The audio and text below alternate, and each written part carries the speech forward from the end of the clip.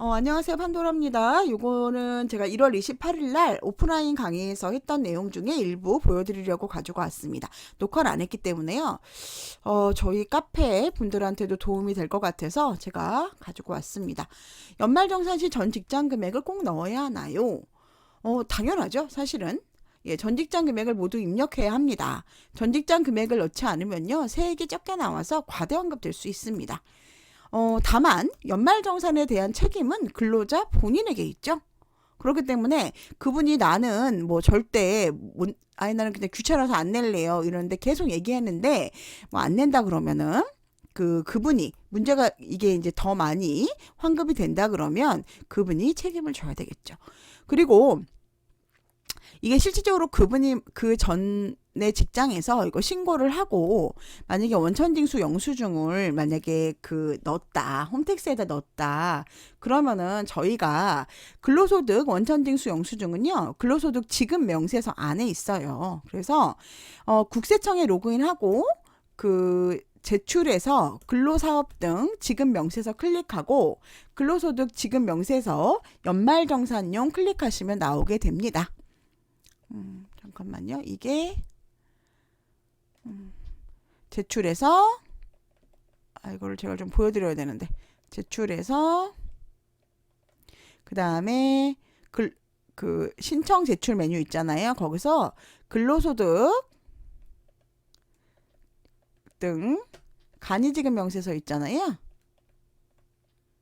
지금 명세서 그거 제출해 거기로 들어가셔서 근로소득 연말정산용 근로소득 지급 명세서 거기 연말정산용이라고 쓰여 있는 거 거기로 들어가시면 됩니다. 요거는 제가 그 밑에다가 더보기란에다가 제가 올려드린 거를 좀 보여드리도록 할게요. 연결해 놓도록 하겠습니다. 더보기란에다가 그리고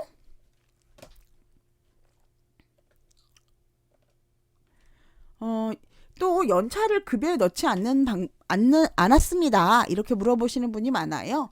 근데 연차를 급여에 넣지 않았는데 이거 그래서 세금을 안 뗐는데 이거 어떻게 해야 되나요? 뭐 당연히 원칙은 신고하라고 말씀을 드리겠죠. 당연하죠. 모든 급여는 이제 받은 거는 여기다 신고를 해야 되니까. 근데 이제 첫 번째는 보통 급여에 산입해서 갑근세 주민세를 근로소득 간이세액표대로 예수해서 납부하는 방법이 있는데요. 다만 이 경우에 만약 300만 원 월급 받던 근로자가 있는데 연차가 200만 원이 추가가 됐어요. 그럼 500만 원에 대한 갑근세 주민세가 나오게 되잖아요. 그러면 근로자의 부담이 크겠죠. 자, 두 번째 방식은요. 급여에는 산입을 하는 거예요. 월급 300, 그 다음에 연차 200 이렇게 해서 500이 나왔는데 그 갑근세랑 주민세를 계산하지 않는 거죠. 그래서 300만 원에 대한 갑근세와 주민세만 그냥 떼놓는 겁니다. 그런 다음에 나중에 연말정산 돌리면 그 연차 금액을 포함한 금액으로 계산이 될 거 아닙니까? 그러면 그 달에 500만 원은 크지만 그걸 12달에 다 나눠서 하다 보면 그렇게 큰 돈이 아니잖아요. 그러다 보니까 대부분 연말정산이 환급되면서 크게 부담되지 않는 방식이 있습니다. 세 번째는요. 연차를 아예 급여에 산입하지 않았을 경우에 그럴 경우에는요. 연말정산할 때 산입해서 계산하는 방식입니다. 이 경우 연말정산 연급여 수신할 때는 연차 지급한 달에 연차 금액을 넣지 않았죠. 그렇기 때문에 아예 연급여 소득 내역에 요 급여 부분에다가 연차만큼 더해서 수정해주고 저장해줍니다. 그러면 연차가 포함되면서 그 갑근세와 주민세가 계산이 되겠죠. 대부분 연말정산이 환급되니까 이 부분이 크게 추가되지는 않을 겁니다. 뭐 추가되면 또 어쩔 수 없죠. 뭐 원칙이 이런 거니까요. 또 어떤 분이 저한테 물어보시기를 연차를 안 넣어도 됩니까? 라고 물어보시는 분이 있거든요. 제가 뭐라고 대답을 하겠습니까? 그죠 여러분? 예. 자, 연말정산 시 퇴직급여도 넣습니까? 퇴직금은요 종합소득이 아니라 구분소득이죠. 그래서 넣지 않고요. 별도로 퇴직 우리 언제 하죠? 원천징수 이행상황 신고할 때 우리 그때 같이 신고하죠? 예, 그때 신고합니다. 퇴직소득세, 퇴직지방소득세에서 신고하죠. 별도로 세금 신고합니다. 연말정산 시 중도퇴사자는 어떤 금액을 넣습니까? 예, 어떤 걸 넣죠? 차감징수세액을 넣나요? 아닙니다. 결정세액을 입력합니다. 왜 그럴까요? 여러분들, 결정세액은요, 진짜로 이 사람이 내야 할 금액이에요. 그렇기 때문에 내야 할 금액에서 미리 낸 금액을 뺀 게 차감징수세액이거든요, 여러분. 그러면 그게 우리랑 상관이 있나요, 없나요? 우리랑은 상관이 없죠. 미리 낸 금액은 누가? 그 회사에서 중도퇴사했을 때 그 회사에서 지급하는 겁니다. 우리는 결정세액을 넣어요. 연말정산 시 우리 회사에서 낸 금액보다 더 환급이 될 수도 있나요? 이런 경우가 제가 발생했었어요. 그래가지고 제가 국세청에다 문의를 했더니 이론상으로 가능하답니다. 하지만 대부분 우리 회사에서 낸 금액 안에서 환급되는 것이 일반적이죠. 자, 연말정산 시 전 직장의 차감징수세액을 현재 단지에서 받을 수 있나요? 그럴 수 없습니다. 왜냐? 원천징수 의무자가 누구죠? 회사입니다. 회사. 그죠? 이 사람이 낸 돈이지만 회사로 환급되죠. 회사로 환급되기 때문에 각각 납부한 회사에서 환급해 주는 것이 원칙입니다. 전 직장에서 나온 차감징수세액은 전 직장에서 현 직장에서 나온 금액은 현 직장에서 환급받습니다. 2022년 11월 30일에 퇴사 후 현재 실업 상태인 직원은 우리가 연말정산해 줘야 하나요? 이것도 굉장히 많이 물어보시는데요. 일반적으로 우리는 직원 퇴사 시 중도 퇴사자 연말정산을 기본으로 해서 연말정산 후에 직원에게 근로소득 원천징수 영수증과 환급 또는 추징을 해서 추가로 추징을 해서 주죠.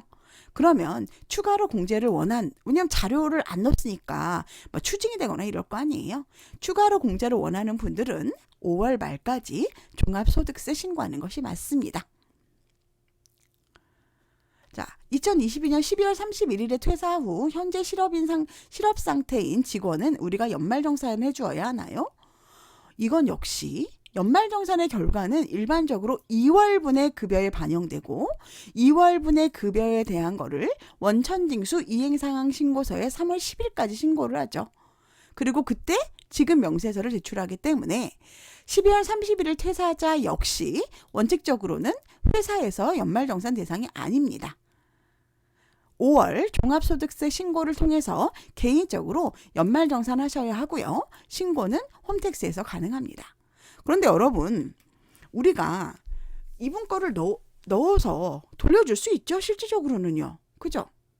이분이 나는 종합소득세도 신고도 못하고 나는 아무것도 못하기 때문에 12월 31일에 퇴사를 했으니까 나 어차피 너 중도퇴사자 연말정산할 때 나 좀 돌려줘. 이렇게 얘기할 수 있겠죠. 그럼 사실은 우리가 그때 했을 수도 있습니다. 그런데 원칙적으로는 아니다 이거죠. 12월 31일 퇴사자에 대해서는 12월에 월급을 받았잖아요. 그러니까 1월에 원래 신고하거나 아니면은 12월 귀속 1월 지급분이면 2월 10일 날 신고하는 것이 맞습니다. 예. 우리는 뭐 여러분도 아시겠지만 연말정산을 완벽하게 퍼펙트하게 하는 그런 분들이 많이 있지는 않은 것 같습니다. 그래서 자주 물어보는 질문이 이런 것들이 있으셔갖고요. 제가 정리 한번 해봤습니다. 도움이 되셨으면 좋겠고요. 정확한 거는 홈택스나 국세청에 물어보세요. 여러분들 제가 말씀드린 거는 일반적인 사항이니까요. 여러분들이 이거에 대해서 막 정확하게 뭐 법적인 근거나 아니면 뭐 그런 거를 알고 싶으시다면 국세청에 질의하시기 바랍니다. 도움이 되셨다면은요. 구독과 좋아요, 다정한 댓글 부탁드리고요. 고생하셨습니다. 좋은 하루 되시고요. 다음에 뵙겠습니다.